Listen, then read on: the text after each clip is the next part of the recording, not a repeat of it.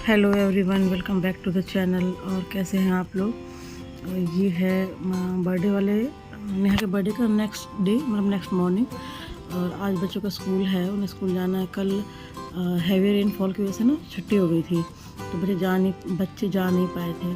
तो उनका मतलब नेहा का सारा प्लान गड़बड़ हो गया था कि मेरा बर्थडे था, मुझे स्कूल में सेलिब्रेट करना था, बट मैं जा नहीं पाई।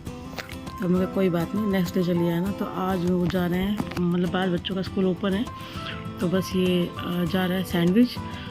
नेहा का एक टिफ़िन एक्स्ट्रा जाएगा क्योंकि उसके फ्रेंड्स वगैरह हैं सारे, जो साथ में वो लोग करेंगे।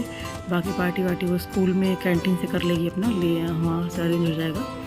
तो नूडल्स बनाने के लिए, चाउमीन के लिए उसने मना कर दिया था कि चाची इतना सारा कैसे हो पाएगा, जब जाएगा कैसे टिफ़िन में, आप सिर्फ सैंडविच कर देना। नूडल्स मैं नेक्स्ट डे ले जाऊँगी या किसी और दिन ले जाऊँगी। मैंने कहा चलो ठीक है, जैसा ठीक लगे। तो फिर मैंने भी तैयारी तो सारी थी नूडल्स की, बट मैंने सामान सारा फ्रिज में रख दिया था कि शाम को या फिर मतलब जब भी जैसा भी होगा बना लेंगे। ये पिंक वाला टिफ़िन वंश का है, और ये जो भी पैक कर रही हूँ रेड वाला ये नेहा का है रेगुलर में, और येलो वाला एक टिफ़िन एक्स्ट्रा है ये। और ये बच्चों का मतलब केक रात को कट किया था, तो वो केक नेहा भी ले जाएगी अपने फ्रेंड्स के लिए, और वंशु भी ले जाएगा। उसे देखिए मम्मा मुझे भी देना, मैं भी अपने फ्रेंड्स के साथ शेयर करके हम खाएंगे। और नेहा का तो खैर है ही, उसके सारे फ्रेंड्स के मैसेज वगैरह आ रहे थे।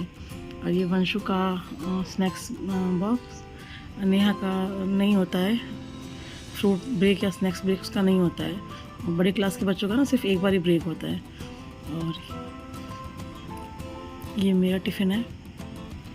जो सैंडविच का मसाला बचा था, मैंने अपने लिए सैंडविच नहीं बना के पराठे कर लिए थे, तो ये जा रहा है। हम जब पराठे जाते हैं ना ऐसा एक्स्ट्रा, तो हम लोग एक्स्ट्रा लेके जाते हैं। और ये इसके टोमेटो केचप के छोटे वाले पाउच जो आते हैं ट्रैवल फ्रेंडली, वो ख़त्म हो गए थे मेरे, तो मैंने डिब्बे में भर दिया है। लाना है मुझे, मैं भूल जाती हूँ, याद ही नहीं रहता है। और ये सब वो सब काम करके फिर बस मैं अभी समेटने वाला काम कर रही हूँ। टिफ़िन विफ़िन कल रात को बॉक्स वॉक्स बहुत सारे धोए थे, तो ये टिफ़िन विफ़िन समेट रही थी मैं। उसके बाद किचन का काम लगभग हो गया है, वो समेटने के बाद मैं आ गई थी आगे कमरे में। ये नेहा का कुछ प्रोजेक्ट था, उनका स्कूल में कोई कंपटीशन था बोर्ड डेकोरेशन का, तो उसमें कुछ लिखा था, वो कट करके ले जाना था उसको, बिल्कुल मतलब शेप में, जिसको वो बच्चे लोग डेकोरेट करते हैं। तो वो काम मेरे ज़िम्मे था। उसने कहा चाची आप कट कर देना प्रॉपर तरीके से, तो मैं लेके चली जाऊँगी। तो मैं वही कट कर रही हूँ।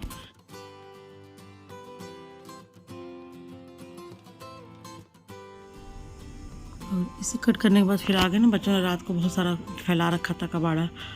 ये क्या बोलते हैं, कुछ नेहा ने क्राफ्ट किया था अपना, कटिंग वटिंग थी, उसके सारे पेपर टुकड़े, कलर किट वगैरह सब इन्होंने बाहर ही छोड़ रखी थी। तो मैं बस जल्दी जितना हो पाएगा मुझसे फटाफट हाथ मार देती हूँ, साफ़ हो जाएगा यहाँ पे, थोड़ा सा मैनेजेबल हो जाएगा। फिर अभी तो आएगी मेरी हाउस हेल्प, वो कर देगी झाड़ू पोछा। तो ऊपर का सोफ़ा का साफ़ कर दूँगी, नीचे कूड़ा रहेगा तो वो कर देगी, फिर इतना वो हेडेक की जरूरत नहीं है। और नेहा देखिए उठ गई है, और अपना फटाफट प्रोजेक्ट जो था ना वो रेज वेज करके अपना सेट कर रही थी। और कल इतनी बारिश थी कि हस्बैंड के मतलब कपड़े हस्बैंड के क्या, हम सबके धुले थे। तो ये कुछ बाहर पड़े थे, मतलब मैंने हैंग किए थे, सूखे नहीं थे अभी, दोबारा फिर मैंने इनको टंगा ही छोड़ दिया। और मैं नहा के आ गई हूँ, और मैंने पहना ये ब्लू वाला कुर्ता आज। बारिश में सबसे ज़्यादा मुसीबत ना ये कपड़े सुखाने वाली होती है। और अगर मोटे कपड़े धो दो, जीन्स में से 3 दिन तक नहीं सूखी थी इनकी। तो कपड़े, ये शर्ट और टी शर्ट तो मैंने हैंग कर दिए थे, तो ये पंखा कंटिन्यू चलता है उस कमरे में, तो सूख गया था। जीन्स में बहुत टाइम लगा था। जीन्स दिन भी ऐसा था, सैटरडे संडे के टाइम बारिश हुई थी, पूरा फुल डे बारिश। और वही डे लॉन्ड्री का भी होता है, मतलब ज़्यादा नहीं तो थोड़ी बहुत तो होती है, तो ऑफिस वाली तो उसी दिन धुल पाती है। तो बस हो गए हैं वो रेडी। और वंशु को जगा के लाई हूँ मैं, उसका उठने का मन नहीं करता है, लेकिन फिर भी उठ जाता है वो। उसको थोड़ा सा पैम्पर करना पड़ता है, थोड़ी देर गोदी में लेके बैठना पड़ता है, फिर उठ जाता है, उठ के बैठ जाता है। वो कहता है मम्मा मुझे ना अंदर कमरे से निकाल के ना यहाँ सोफ़े पे ला के बिठा दिया करो, अंदर कमरे में एसी चलता है तो मेरी नींद नहीं खुलती है। तो कहता बस आप कुछ मत करो, बस मेरे को गोदी में बिठा दिया करो, और यहाँ बाहर सोफ़े पे ला के मैं उठ जाऊँगा। तो मैं ऐसे करती हूँ, उसको ला के सोफ़े पे बाहर बिठाती हूँ, और 15 मिनट 20 मिनट तो बच्चा इधर उधर करता है, सोता है वो ऐसे ही, बट वो उठा रहता है, उठ जाता है फिर टाइम से, फिर नहा धो के तैयार हो जाता है। तो मैं हो रही हूँ रेडी। ये मेरा पिटारा लोगों का वैनिटी बॉक्स होता है, मेरा ये वैनिटी टोकरी है। आप मैं हमेशा ऐसे रखती हूँ हैंडी, मतलब सारा सामान एक में रखती हूँ एक जगह पे, क्योंकि ड्रेसिंग है नहीं यहाँ पे, और ऐसे ना मुझे ड्रेसिंग पसंद भी नहीं है। ड्रेसिंग मुझे बड़ा अनईजी सा लगता है। इसका ये होता है कि जहाँ आपको ज़रूरत हो वहाँ ले आके रख लो और इजीली तैयार हो जाओ। और मैं तो ऐसे ही करती हूँ, जहाँ मुझे कन्वीनियंट होता है, सब लोग बैठे होते हैं और हम बातें करते होते हैं, ऐसे ही मैं तैयार वहीं ले आकर रख के तैयार हो जाती हूँ। और ड्रेसिंग का होता है कि आप जहाँ बैठेंगे, मतलब ड्रेसिंग जहाँ है वहीं आपको बैठना पड़ेगा, मतलब वहीं खड़ा होना पड़ेगा। तो फिर ड्रेसिंग मेरा घर पे भी था जो शादी वाला, वो भी मैंने कभी यूज़ नहीं किया, ऐसे ही रखा रहा। 1-2 साल तो कमरे में रहा, फिर उसके बाद मैंने कमरे से भी निकाल के दूसरे कमरे में डाल दिया था। मुझे वो इजी मतलब लगता ही नहीं कन्वीनियंट, पता नहीं लोग ड्रेसिंग क्यों। हाँ, अगर स्टोरेज आपकी ड्रेसिंग में अच्छा है तब तो अच्छा है, वो मतलब एज ए स्टोरेज काम करे तो बहुत सारा सामान होता है जो उसमें आ जाएगा। क्योंकि ऐसे हम लेडीज़ का तो दुनिया भर का सामान स्टोरेज यहाँ वहाँ फैलता रहता है, ज्वेलरी, आर्टिफिशियल बैंगल्स हैं, फिर थोड़ा बहुत मेकअप भी होता है, तो वो सब करके। और हेयर फॉल इतना ज़्यादा हो रहा है इस वक्त, वैसे भी मानसून में बहुत हेयर फॉल होता है, मेरा तो कुछ ज़्यादा ही होता है। मेरा और यहाँ का दोनों का, हम लोगों का बहुत ज़्यादा हो रहा है, बट कुछ कर नहीं सकते। नॉर्मल जो ऑयलिंग वॉइलिंग होती है मैं कर रही हूँ। चाय मैंने चढ़ा दी थी, नेहा छान के लिए आई है, और बस लास्ट मैं बस जल्दी जल्दी करके किसी तरह मतलब काम ख़त्म करूँ, क्योंकि मेरे जाने का टाइम हो रहा है। अभी थोड़ी मैं गाड़ी आगे नेहा वंश को चढ़ा रही है कि भाई उठ जा, देख तेरा प्रोजेक्ट यहाँ पड़ा है, देख तेरा कलर यहाँ पड़ा है। वो ऐसे चढ़ाती है सुबह से, दोनों ऐसे ही करते हैं। और सोचती किस तरह उठ जाए, इसको लेट ना हो करी, ताकि फिर लास्ट टाइम में ना परेशान होता है खुद भी और मुझे भी करता है। देखिए मैं बस चाय लेके बैठी हूँ, बस चाय को मैं थोड़ा आराम से पीऊँगी, सुकून से, थोड़ी देर 1-2 मिनट मिलता है।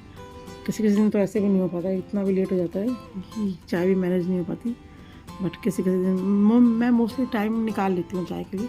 मैं अपना बाकी काम चाहे जितने भी जल्दी करूँ, चाहे मुझे कितना भी दौड़ना भागना पड़े, बट मैं ये लास्ट वाला टाइम होता है ना 5-7 मिनट, ये मैं निकाल ही लेती हूँ अपने लिए। क्योंकि अगर इस टाइम पे भगदड़ हुई ना तो मेरा सारा काम बिगड़ जाता है। मेरा शुरू से ये सिस्टम है, मैं सुबह 1 घंटा जल्दी उठ जाऊँगी, मैं अपने सारे काम निपटा लूँगी, बट ये जो लास्ट का टाइम होता है ना 10-15 मिनट, ये नहाने के बाद जो होता है, ये मुझे चाहिए होता है बैठ के प्रॉपर तरीके से तैयार होने के लिए और चाय पीने के लिए। और तैयार भी ऐसे मैं ज़्यादा कुछ तैयार होती नहीं हूँ। सर्दियाँ हैं तो मॉइस्चराइज़र लगाया, लिपस्टिक लगाई और सिंदूर लगाया, बिंदी हो गया। और गर्मियाँ हैं तो अभी मैंने आजकल सनस्क्रीन मुझे मिल गया है मेरी स्किन के हिसाब से, तो बिल्कुल भी ऑयली नहीं है, प्योर जेल बेस है और इतना प्यारा लाइट वेट फॉर्मूला है, पूछिए मत। वरना इससे पहले मैं जितने भी सनस्क्रीन लाती थी बस लाया, ट्राई किया और छोड़ दिया, उसे लगता ही नहीं था, इतना ऑयली होता था वो। ये वर्ष सो गया है। लास्ट टाइम पर बस निकलते निकलते मुझे याद आया कि हस्बैंड का ब्रेकफास्ट करके मैंने कुछ बनाया ही नहीं आज। फिर बस ये फटाफट इडली का मतलब बैटर बना रखा रहता है मेरे फ्रिज में हमेशा। मैं आपको बताया कि मैं वीकेंड पे मील प्रेप कर लेती हूँ, तो बस ये फटाफट इडली का सांचा निकाला, उसको ग्रीस किया और उसमें डाल दिया बैटर, इडली तैयार हो गई। और उधर मैंने चटनी के लिए ना जार में सारा सामान भर के नेहा को दे दिया है, वो चटनी पीस के रख देगी, बस गई है पीसने और हो गया नाश्ता। तो अगर आप ऐसे कुछ हैंडी रखते हैं ना फ्रिज में, स्प्राउट्स, इडली का बैटर, भीगे हुए उबले हुए चने, तो आपका ये जो अचानक वाला काम है कभी भी हो सकता है। देखिए आज अगर ये इडली का बैटर नहीं होता तो मैं लास्ट मोमेंट पे 5-7 मिनट में क्या ही बना देती। देखिए दूसरी तरफ मैंने भगोने में पानी रख के स्टीमर तैयार कर दिया था, स्टीमर तैयार है, बस डाल देंगे इडली। और मैं फिर बोल गई थी इन लोगों को 15 मिनट के बाद इसे बंद कर देना, और इडली रेडी है हमारी। बस इन्होंने खा लिया था, ब्रेकफास्ट हो गया था। और ये छोटी सी क्लिपिंग है मैंने बनाई थी, ये सूट पहना था मैंने ब्लू वाला आज। और इसके बाद बस हम सीधे अब आ गए नेक्स्ट नहीं, उसी दिन की शाम की इवनिंग है, स्कूल से आने के बाद चाय वाय पीने के बाद, मतलब ये डिनर का टाइम है, मैं डिनर तैयार कर रही हूँ। तो ये दही में मैंने मिलाए हैं मसाले, हल्दी, मिर्च, धनिया, नमक। और फिर टमाटर बहुत महंगा हो रहा है तो अभी टमाटर का सब्स्टिट्यूट खोज रखा है, दही है। मैं सारी ग्रेवी वाली सब्जियाँ दही में बनाती हूँ, जब तक टमाटर अगर अवेलेबल ना हो, तो जैसे कि अभी महंगा हो रखा है। बहुत अच्छी ग्रेवी रेडी होती है, बहुत रिच रेसिपी तैयार होती है। तो मैं बना रही हूँ सोयाबीन बड़ी की सब्ज़ी। जो सोयाबीन मैंने उबाल के तैयार करके रखी थी ना चाउमीन में डालने के लिए, चाउमीन तो अभी बना नहीं तो सोयाबीन ख़राब हो जाएगा, तो सब्जियाँ मैं यूज़ कर लूँगी। बाकी देखेंगे, नूडल्स तो मैंने उबाले भी नहीं थे। तो बस ये जीरा डाला है तेल में और फिर उसमें डाल दिया है मसाले जो मिक्स किए थे, दही में हल्दी, मिर्च, धनिया, नमक। अब इसे अच्छे से पका लेंगे ताकि ये तेल छोड़ दे, मसाला हमारा रेडी हो जाए। जब हमारा मसाला रेडी हो जाएगा, मतलब हमको समझ में आ जाएगा कि हाँ तेल छूट गया है, तो बस इस स्टेज पे हम डाल देंगे इसमें अपनी सोयाबीन की बड़ियाँ, जो हमने उबाल के निचोड़ के रखी थी। आप चाहे तो इनको फ्राई भी कर सकते हैं, मैं हमेशा फ्राई करती हूँ, बट आज मैंने बिना फ्राई बनाई है, बहुत अच्छी बनी थी, कुछ ज़्यादा फ़र्क नहीं है टेस्ट में। आप चाहें तो ऐसे भी बना सकते हैं, कोई दिक्कत नहीं है। तो बस ये रेडी हो गई। अब इसमें मैं डालूँगी थोड़ा सा पानी। अगर आपको टिफ़िन में देना है ना, तो आपको इसी स्टेज पर उतार लीजिए इसको और पैक दे दीजिए टिफ़िन बच्चों को या हस्बैंड जिसको भी देना हो। और घर में जैसे कि हम लोगों का भी डिनर में खाना है, तो मैंने इसमें डाला है पानी। इसे अच्छे से पका लूँगी और फिर ये रेडी है। और रोटी पराठे जिसके साथ चाहे उसके साथ सर्व कीजिए इसको। और ये डब्बे जो है अचार वाले, मैंने मतलब लास्ट व्लॉग में बताया था ना कि मैं कांच के बहुत सारे डब्बे धोए हैं। जो अचार मेरा प्लास्टिक के डिब्बों में, वो मुझे कांच में ट्रांसफ़र करना है, तो बस मैं यही कर रही हूँ। अब जो ज़्यादा अचार है वो बड़े डिब्बों में, जो कम है वो छोटे डिब्बों में, और जो प्लास्टिक वाले हैं वो सारे खाली करके कांच के डिब्बों में मुझे शिफ्ट करना है, क्योंकि काफ़ी टाइम से प्लास्टिक में पड़ा है और ये प्लास्टिक में ठीक होता नहीं है।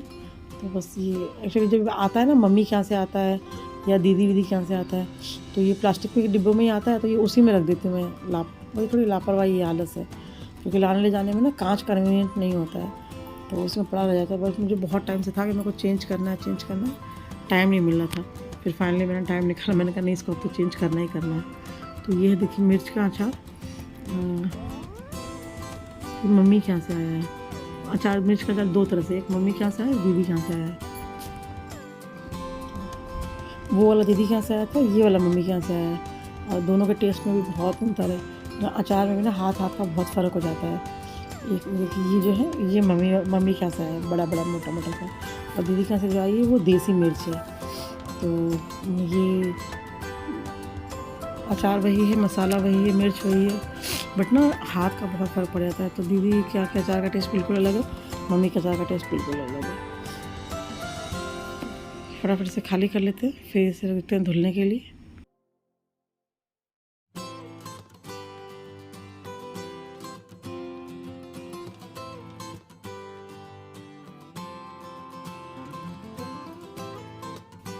और ये ना एक, जो भी मैं आपको दिखा, रेड कलर का है, ये मैंने ऑनलाइन मंगाया था। ये ना एक अचार पिकल ऑयल सेपरेटर है, ये मिल्टन का है। ऑनलाइन आपको बड़ा इजीली मिल जाएगा ना, फ्लिपकार्ट पे भी है, अमेज़ोन पे भी होगा।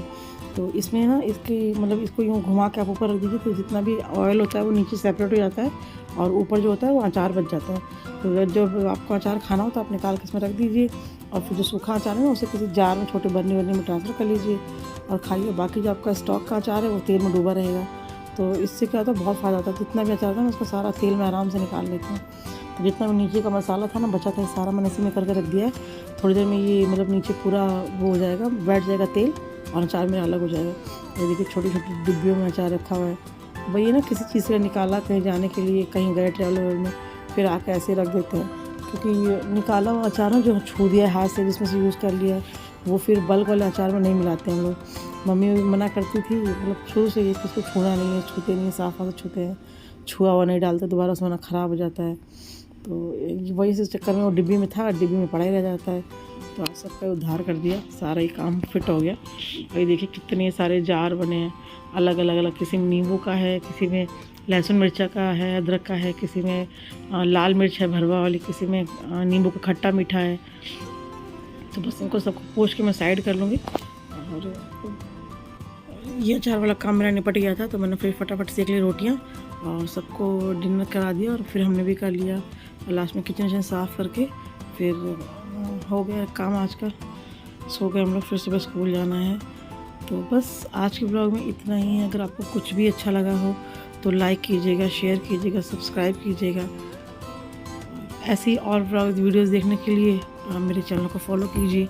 ये थी मेरा डिनर की थाली, सब्ज़ी, रोटी और ये सिरके वाला प्याज।